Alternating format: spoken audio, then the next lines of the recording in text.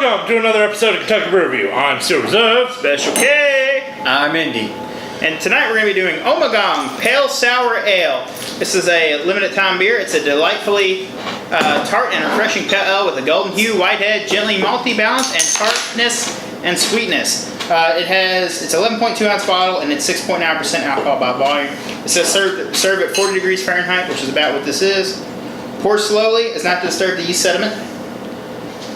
Creates a luxurious head and a rich bouquet. Also, it has a pretty long shelf life for a beer. It says about 2019. So typically Ommegang beers you can age. So this is an ageable sour beer. These come in 4-packs. Mingo's off camera. How much did you pay for a 4-pack? I want to say 14 or something. I don't think it was 14, was it? No. It was like 9 or 10 or something. It's like $3.50 for one. Yeah. So it was probably like 14. Mingo has one in the fridge off camera he can grab.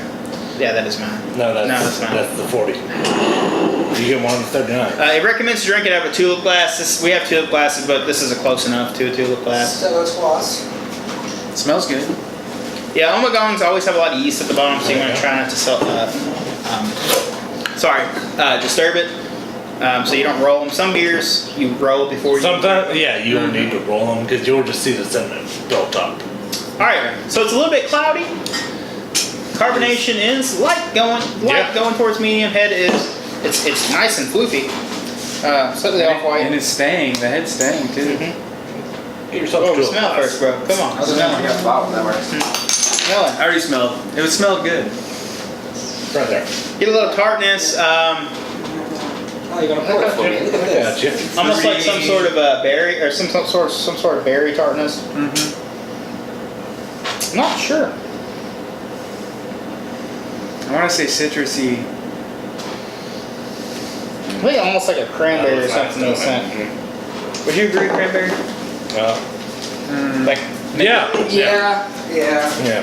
All right, let's go ahead and take a taste since Indy's already has already over.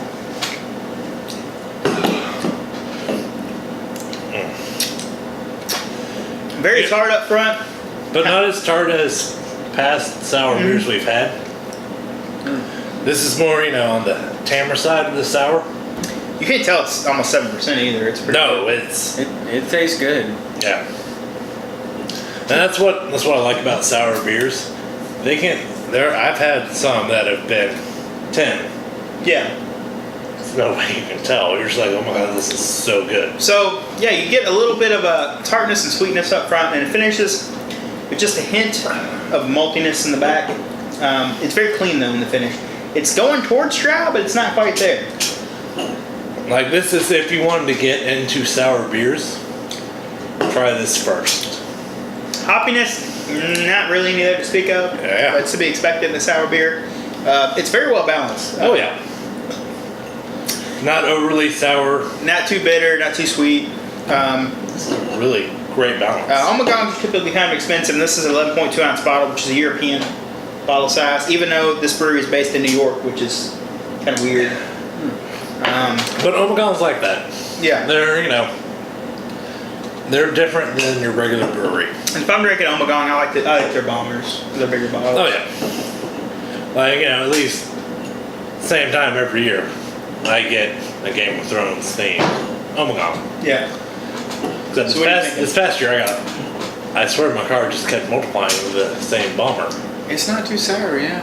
You like it? I like it, yeah. As I said, it's a little steep on price. I'm pretty sure that it's around $11 to $12 for a 4-pack, but it is 7% alcohol. I'd be willing to pay that. It's a little on the pricey side, so I'm going to dock it a little bit of points for that. But still, I'm going to give it an 8.5. It's up there. It's a very well balanced beer, nothing offensive in the flavor, and I'm taking a half point off for the price. So I'm saying it's way up there. It's Yeah. What about you, Indy? I'll give it an 8. Just because of the price. I mean, you're paying almost $3 a beer. And Though, if you want to think about it logistically, if you were to go to a bar, that's how much you're paying for like a Bud Light. But this is a lot better It's quality true, beer. bar. It's a lot more. So if you're just gonna, spend the night at home, I'd recommend it. You know, if you're just gonna be like, I just want to have a chill evening, pick up a 4-pack of this. I'm sorry to interrupt your. It'll get you drunk. 4 of them get you drunk. Yeah, 7.9.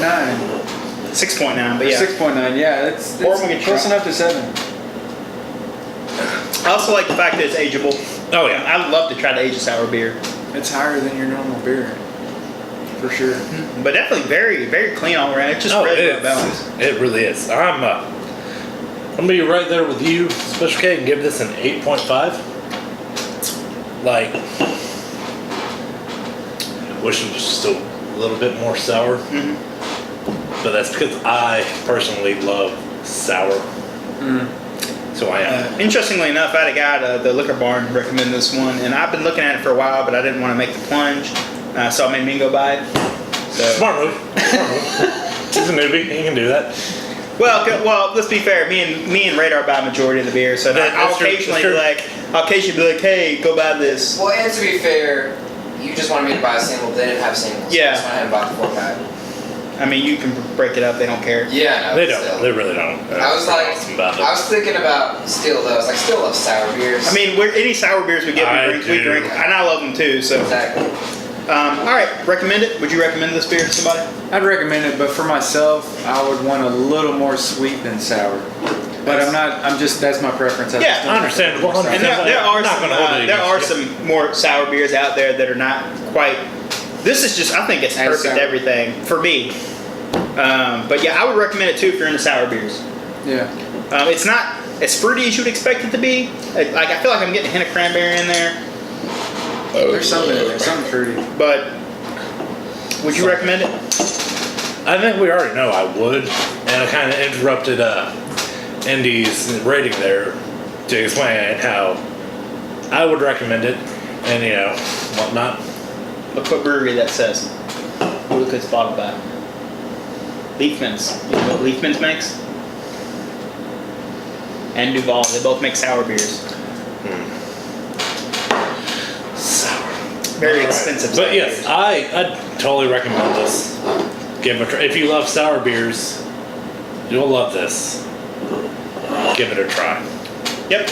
All right. If you don't like sour beers, if you never had a sour beer, This would be a good. let this be your first. It'll open your world. I now know what sour beer to introduce. Sour beers aren't as popular as they should be. They're really not. You can only get them during the summer too. Like, Really? Yeah. dude, if I could drink sour beers year round, like if there was a cheap sour beer, I would get it every weekend because I love sour beers. All right. Well, that's our episode. If there's something you'd like to see on the channel, you can leave a comment down below. Don't forget to like, comment, and subscribe. So, okay. Zero Reserve. And I'm Indy. Thanks for watching. Thanks for watching. Oh.